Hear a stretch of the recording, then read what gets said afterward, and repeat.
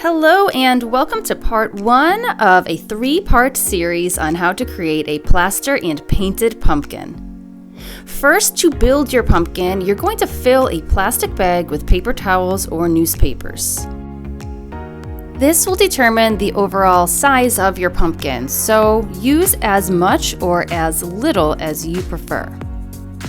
And then you will take a piece of string or yarn and tie the bag closed.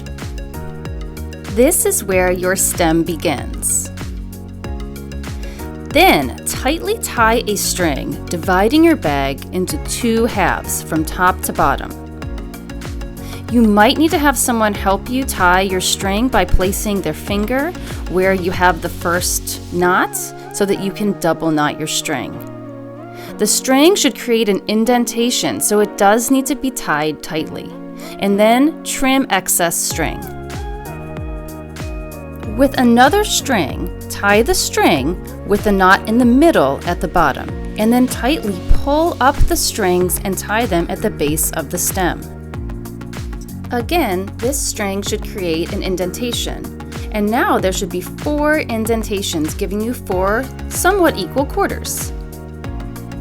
You can trim your bag, which is the stem, if it's getting in the way, and then create more indentations with additional strings following the same process of tying the string first at that bottom center point. You can create as many indentations as you choose. I would have at least 6. And when your pumpkin has enough ridges, carefully cover the strings with masking tape. This will help the plaster stick to your pumpkin better when we get to that next step. Also, add some masking tape around your stem.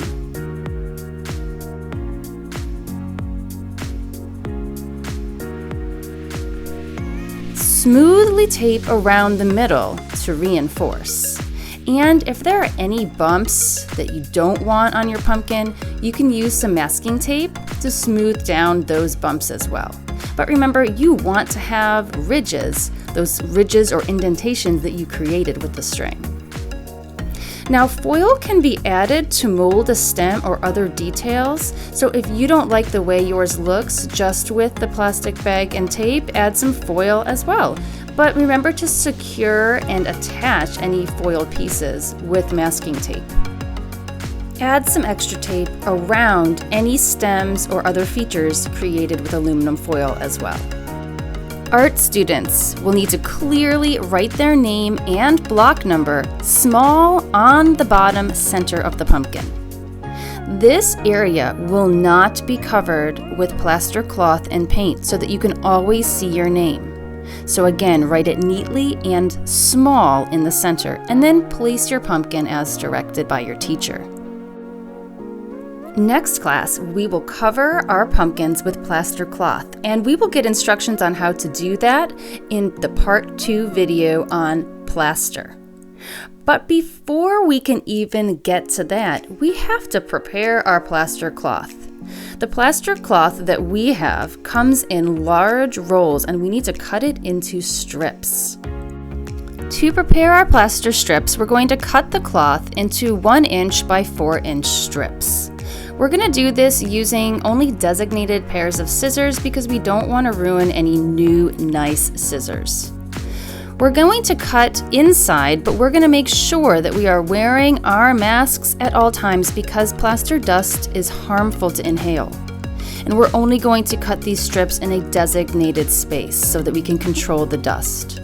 We will need a lot of strips, so we're going to cut plenty of them and we need to keep them dry. Just be careful not to inhale the dust. Never blow the dust. Wash off any surfaces with a wet paper towel and make sure to get all of that dust cleaned up. Thanks for watching, and if you want to see part 2 in advance of next class, you can check it out on YouTube.